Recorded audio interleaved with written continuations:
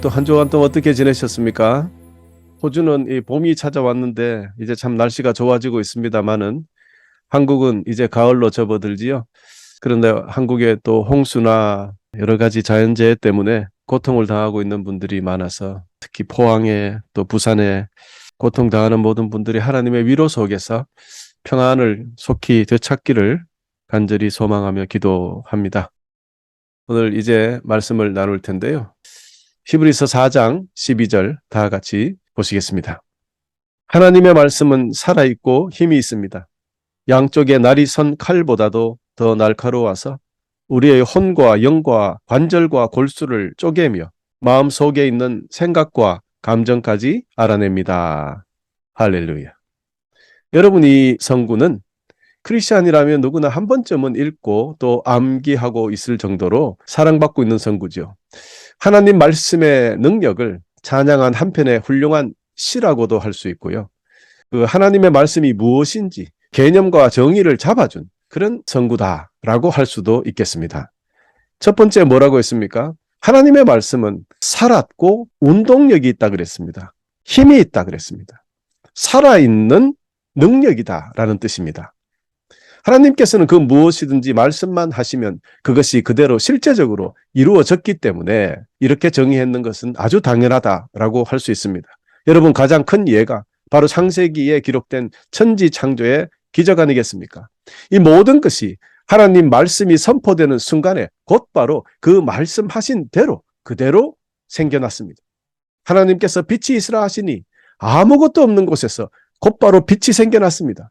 또 하나님께서 말씀하시니 하늘과 땅이 나타났고, 하나님께서 말씀하시니 각종 동물들이, 각종 식물들이 종류마다 생겨났습니다. 하나님께서 말씀하시니 수많은 바다 생물들이 생겨났습니다. 여러분, 이 모든 것들은 하나님의 말씀 한마디로 이루어진 것들입니다. 이와 같이 여호와 하나님께서 말씀하신 모든 것은 하나도 빠짐없이 하나님께서 원하시는 그대로 다 이루어졌기 때문에, 그래서 하나님의 말씀 그 자체는 바로 살아있는 능력이다, 살아있는 힘이다 라고 말씀할 수 있는 거죠. 두 번째, 이 하나님의 말씀은 마지막 날 우리 주 예수 그리스도께서 다시 이 세상에 오셔서 온 인류를 심판하실 때 사용되는 측정 기준이기도 합니다. 그렇습니다. 이렇게 하나님의 말씀에는 우리의 믿음과 선택에 따라서 축복이 되기도 하고 저주가 되기도 할 것입니다. 결국 우리가 하나님의 말씀을 믿음으로 순종하느냐 아니냐, 여기에 따라서 결과가 바뀐다는 거죠. 능력을 받는 축복이 될 수도 있고 저주가 될 수도 있다. 그래서 양쪽에 날을 가진 양날의 칼과 같다라는 말이 될 수 있겠습니다.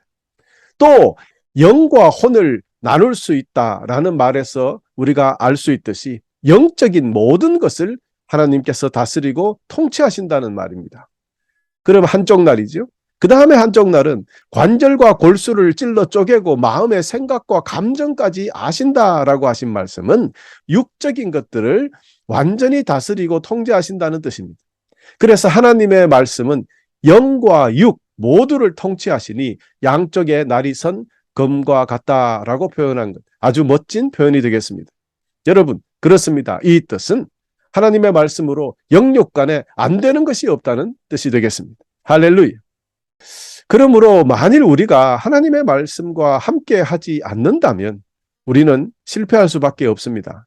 그것은 하나님의 말씀이 가지는 놀라운 능력을 알지 못해서 그렇습니다. 하나님의 말씀 그 자체가 지혜입니다. 하나님의 말씀을 모르는 자는 믿지도 순종하지도 못하게 될 것입니다.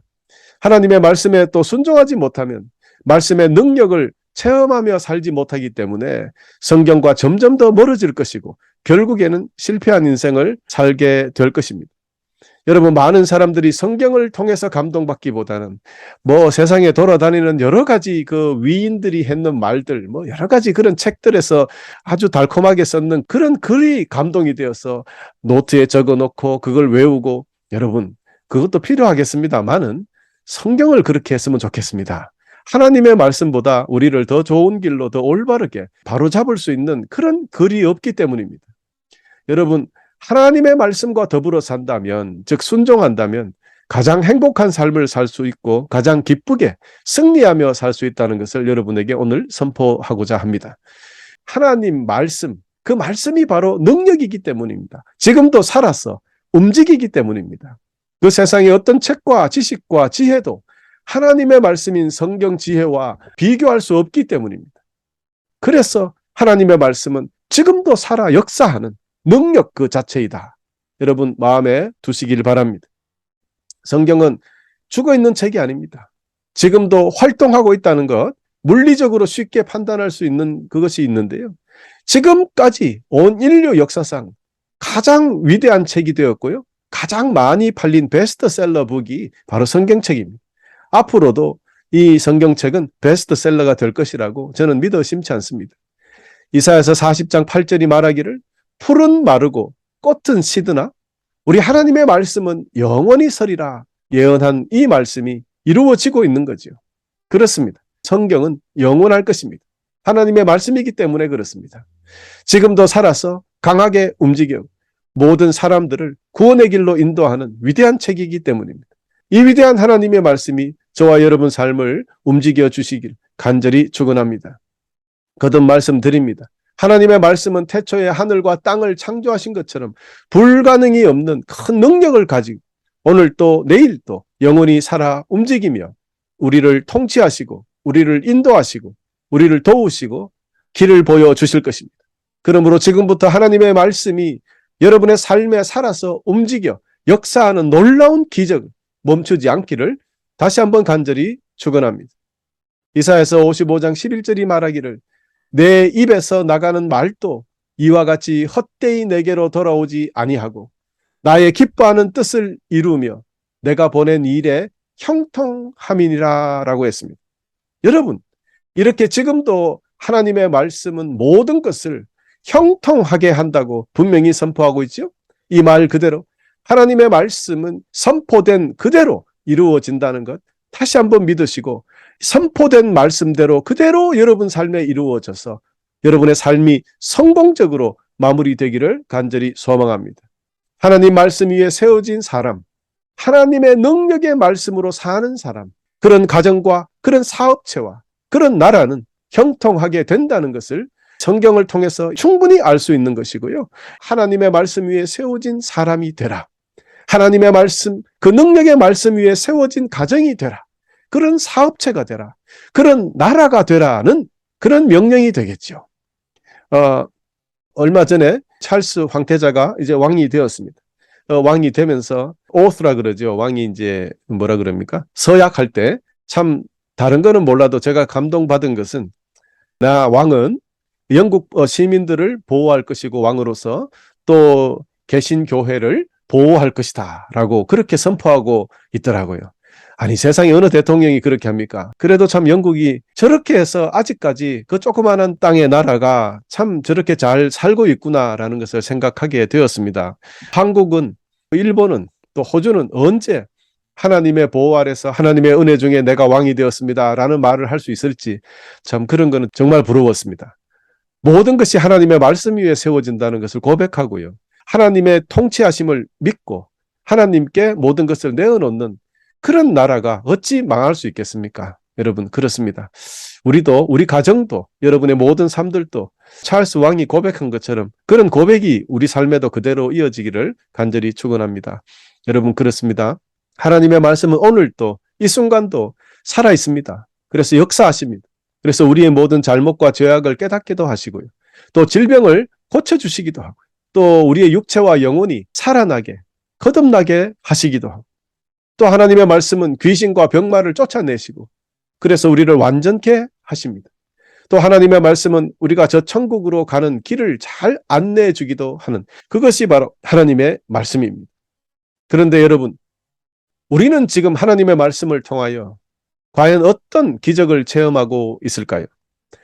여러분은 하나님의 말씀이 기록된 성경 말씀이 여러분의 삶에 얼마나 도움을 주고 있습니까?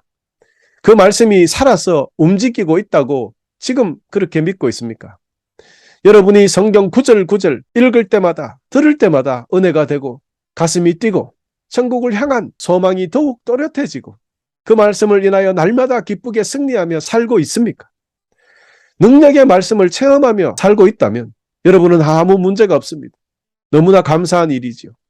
그런데 만일 성경을 읽어도 무슨 뜻인지도 모르겠고 감동도 전혀 없고 우리 삶에 도움도 되지 않고 오히려 누가 다른 사람이 한 이야기가 가슴에 팍팍 꽂히고, 여러분 그렇다면 아직은 참성도가 되지 못했다는 증거가 아닐까, 감히 여러분에게 그렇게 말씀드리고자 합니다. 그렇게 산다면 여러분, 그런 인생은 결국에는 험한 것을 따라가다가 결국에는 망하고 마는 것입니다. 과연 하나님의 말씀인 성경이 도무지 아무런 능력도 일으킬 수 없는 그런 책일 뿐일까요? 사실 하나님의 말씀인 성경에 문제가 있는 것이 아닙니다. 하나님 말씀, 그 말씀을 우리들의 삶의 근본으로 두지 않았기 때문에, 실천하지 않았기 때문에, 입으로 선포하지 않았기 때문에 그런 것은 아닐까요? 성경이 자기에게 아무것도 도움이 되지 않는다고 불평할 일이 아니라 주님의 말씀을 믿고 있지 않다고 순종하며 살지 않기 때문인가 확인하고 우리 자신을 회개해야 될 일은 아닌가? 여러분, 오늘 우리를 돌아보아야 하겠습니다. 사랑하는 형제자매 여러분, 우리가 어떤 물건을 사면 그 속에는 사용 설명서, 매뉴얼을 넣어줍니다. 물건을 뜯으면 분명히 그 속에 매뉴얼이 있어요. 그런데 대부분 사람들은 이 사용 설명서를 제대로 읽지 않지요. 일단 물건을 사면 일단 전기부터 팍 꼽아봅니다. 그래서 작동이 막 그냥 대충 보고 뭐 온, 오프 막 해가지고 써보죠. 그래서 잘 돌아가면 이렇게 쓰면 되는구나 하고 그 뒤로는 잊어버립니다. 그러다가 어떻게 무엇이 잘 안 되거나 뭐 고장이 난 것 같이 뭔가 이 비실비실하면 그때 이제 사용 설명서를 막 찾아서 읽어보는데 대부분 그때는 사용 설명서가 어디에 있는지 잘 못 찾죠. 여러분, 많은 사람들이 그렇게 삽니다. 여러분은 그렇지 않습니까? 그래요. 물건을 구입해서 먼저 작동하기 전에 그 물건의 사용 설명서를 꼼꼼히 읽어보고 이해하고 그대로 그 물건을 사용한다면 가장 안전하고 효율적으로 잘 사용할 수 있게 되는데 말입니다. 교우 여러분, 우리네 인생도 이와 똑같은 이치입니다. 어떤 물건을 사면 제품 사용 설명서가 함께 들어있듯이 우리 창조주 하나님께서 사람을 만드시고 인간 사용 설명서를 우리에게 주셨는데요. 이것이 바로 성경책입니다. 그렇습니다. 성경책이 바로 사용 설명서입니다. 이 세상에 우리가 살아갈 때 어떻게 살아야 하는지, 어떻게 작동되어야 하는지 너무도 자세하게 기록되어 있기 때문입니다. 그렇기 때문에 사람이 사람 사용 설명서인 성경을 모르거나 읽지 않고 산다면 그 사람은 제대로 작동될 리가 없습니다. 처음에는 잘 돌아가는 것다가 언젠가는 고장납니다. 인간 사용 설명서, 그것이 바로 성경이라는 것, 여러분 오늘 머릿속에 기억하시기를 바랍니다. 여러분, 인간 사용 설명서인 성경을 읽지 않고 믿지 않는다면 하나님께서 사람의 능력을 최대한 발휘하며 승리하고 기쁘게 살도록 만드신 그 방법을 찾지 못하게 되는 것입니다. 그렇기 때문에 축복을 받을 수 없는 것이죠. 그뿐 아니라 이 사용 설명서 성경을 그대로 살지 않았기 때문에 급기야는 완전히 고장나고 결국에는 어두운 곳에 버려지고 만다는 것, 즉 영원한 죽음을 맛보게 된다는 뜻이 아니겠습니까? 그러므로 여러분, 인간 사용 설명서대로, 즉 성경 말씀, 하나님의 말씀대로 잘 작동시키면 우리 인간은 완전한 삶을 살게 된다는 것을 여러분 기억하시기를 바랍니다. 하나님의 말씀은 우리에게 새로운 삶과 변화와 성공을 가져주기 때문입니다. 하나님의 말씀은 살아서 운동력이 있고 역사하시는 능력이 있기 때문에 하나님의 말씀이 여러분의 가정과 여러분 개인과 직장과 사업 속에 들어가서 활동하시도록 길을 열어드려야 하는 것입니다. 쉽게 말해서 순종하라는 뜻입니다. 아멘입니까? 그렇습니다. 사업할 때도, 공부할 때도, 가정을 이루어갈 때도, 무슨 일을 하든지 모든 일에 있어서 하나님의 능력의 말씀이 작동되어서 성공하고 승리하는 여러분 되시기를 다시 한번 축원합니다. 하나님의 말씀은 살아있는 능력입니다. 또 두 번째, 하나님의 말씀은 양쪽에 날이 선 칼보다 더 날카로워서 우리의 혼과 영과 관절과 골수를 쪼갠다 그랬습니다. 여러분 조금 전에 다 말씀드렸죠? 그런데 이 말씀은 또한 마치 수술할 때 쓰는 칼과 같이 환자의 몸에 썩은 부위, 암덩어리를 도려내는 그런 칼과 같이 우리 마음속에 나쁜 생각과 나쁜 습관들이 있다면 하나님의 말씀이 칼이 되어서 수술하는 것이죠. 이렇게 하나님의 말씀에 날카로운 칼이 우리 삶에 들어와서 수술해야 비로소 우리가 선해지고, 비로소 우리가 의롭게 되고, 비로소 우리가 거룩한 삶을 살게 되고, 어둠에서 빛으로 변하는 삶을 살게 된다는 것입니다. 그런데 여러분, 우리가 수술할 때 마취를 했다 하더라도 아픔과 고통이 따르지요. 그러나 아프더라도 우리가 수술할 때는 꼭 해야 합니다. 이와 마찬가지로 우리가 아프더라도 우리의 모든 죄는 꼭 잘라내야 합니다. 수술해야 살 수 있다는 것입니다. 그래서 주님께서도 말씀하셨습니다. 너희 눈이 죄를 짓냐? 한쪽 눈을, 그 죄 지은 눈을 빼서라도 천국 가는 것이 좋지 않겠느냐? 너 손이 죄를 지었느냐? 죄 지은 손을 잘라내더라도 천국 가는 것이 더 좋지 않겠느냐? 주님께서 우리에게 말씀하셨거든요. 그 말은 죄 지은 건 죄를 잘라내야 된다는 겁니다. 수술을 해야 된다는 겁니다. 아프더라도 꼭 참고 여러분 하나님의 말씀으로 수술 잘 받으셔서 영육간에 의롭고 거룩한 하나님의 자녀로 거듭나시기를 간절히 축원합니다. 그리고 또 양쪽에 날이 선 검과 같다라는 이 하나님의 말씀은 첫 번째는 수술칼과 같다라는 우리를 온전하게 세우는 데 사용되는 메스 같은 느낌이, 이번에는 사탄과 싸우는 영적인 무기가 된다는 뜻이 됩니다. 우리 주 예수 그리스도께서도 40일간 광야에서 금식하실 때 사탄의 유혹에 공격에서 오직 하나님의 말씀으로 이기셨습니다. 이와 같이 하나님의 말씀은 사탄의 공격으로부터 방어하며 또 공격하는 가장 강력한 무기, 유일한 무기가 바로 이 하나님의 말씀입니다. 그러므로 하나님 말씀 없이 사탄의 공격을 방어할 수도 이길 수도 없는 것입니다. 오직 하나님의 말씀으로 싸워야만 승리할 수 있다는 것을 다시 한번 선포합니다. 하나님의 말씀으로 선포해야만 가난과 저주가 물러가고, 하나님의 말씀으로만 병마가 떠나가고 환난이 무너지는 것입니다. 그래서 에베소서 6장 17절에도 하나님의 말씀인 성령의 칼을 잡으라 라고 명령하셨던 것입니다. 그렇습니다. 성령의 검, 즉 하나님의 말씀, 이 성령의 능력이자 강력한 무기가 되기에 하나님의 말씀을 앞세우면 모든 악한 것들과 싸워서 이길 수 있게 됩니다. 이것이 유일한 방법이라는 것을 여러분 잊지 마시기를 바랍니다. 여러분, 그런데요, 이제 이 말씀을 통해서 우리가 하나님의 말씀이 이렇게 중요한 것이구나, 하나님의 말씀이 칼이구나 라는 것까지는 배웠는데, 자, 이 훌륭한 무기를 어떻게 사용해야 됩니까? 어떤 사람들은 성경을 가지고 있어요. 근데 성경이 어디에 있는지 몰라요. 어느 날은 책장 저쪽 구석에 굴러다니고, 어떤 사람들은 성경이 있긴 있는데 차 트렁크 뒤에서 어디에 있는지 몰라요. 저는 그런 사람들 많이 봤거든요. 주일날 교회를 왔는데 차 트렁크를 열고 거기 들어가서 나오질 않아요. 몸이 반틈 들어가서 나오질 않아요. 뭐 하고 있나 했더니 성경 찾는 거죠. 자, 여러분, 이런 사람들이 칼은 있긴 있죠. 그런데 어디에 놔둔지 몰라요. 그때 적군이 쳐들어오면 그때 칼 찾으러 다닐 겁니까? 칼은 항상 잘 갈아서 날카롭게 칼날을 만들고, 그리고 기름을 쫙 발라서 녹이 안 슬게 만들고 언제든지 빼서 사용할 수 있도록 그렇게 만들어 놔야 되는 거 아닙니까? 그렇습니다. 여러분, 칼은 칼집에서 뽑아야 칼이 되는 거죠. 그리고 정확하게 사용해야, 휘둘러야 효과가 있는 거 아닙니까? 아무리 멋진 칼이라도 칼집에 계속 꼽아놓고 빼지 아니하면 그게 지팡이나 막대기지 무슨 칼입니까? 어떻게 강력한 무기라고 할 수 있습니까?